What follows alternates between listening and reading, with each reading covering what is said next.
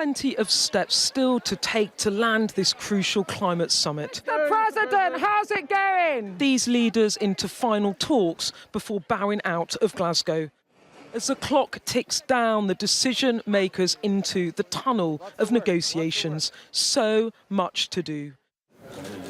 But it's away from the cameras that success is either nailed down or falls down. Slow but steady commitments from India. The Foreign Secretary convinced reversing deforestation by 2030, an important move. It's still touch and go, but we have seen some positive moves, particularly on forest. President, how's it going? Is it going well? It's going well. Positive rumblings, but so much more to come. The Prime Minister keeping the suspense. How's it going? I'll be giving you a press conference a bit later on. But before dealing with the media, an audience with President Biden and other leaders, using this opportunity to amplify a domestic message. Our pursuit of global net zero can drive global levelling up. Are you pleased with progress, sir? And it will be these leaders driving it, the Ecuadorian president seeming positive. We're making progress. With actor and environmentalist Leonardo DiCaprio bringing star power to help project COP onto a truly global stage. Taking to his stage for the final time, at least for now, the PM seemingly confident. I am cautiously optimistic in the sense that on the way to the G20 in Rome, I said to some of you on the plane that if this was a football match, then the current score would be 5-1 down in the match between humanity and climate change.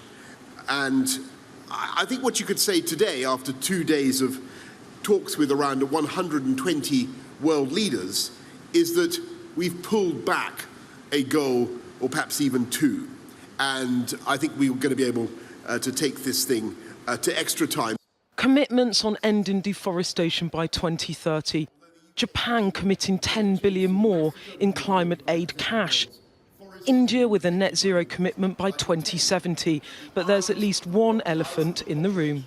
To use your football analogy, you talked about being able to equalise in extra time. But isn't the sad reality of all of this that if China is not on the pitch, Team World is not going to be able to equalise? Yes, it's true that President Xi isn't here, but that doesn't mean the Chinese are not engaging. They've made the commitment on net zero by the middle of the century, by 2060 or earlier. Can 1.5 stay alive if China doesn't move in the next 2 weeks, or you think they will? I think that we need China to make commitments. Do we need more progress? You bet we need more progress from China and from everybody here at this gathering. The Prime Minister, always fond of an analogy, has described the battle against climate change as a football match in which Team World is almost all but defeated. Now it seems that world leaders are beginning to pull up their socks. But as he acknowledged in that closing press conference, China needs to begin to play ball. And as world leaders leave here and their negotiators step in, the hard bargaining really begins. Heading off, but will things go the right way? Everything still to play for. Beth Rigby, Sky News, Glasgow.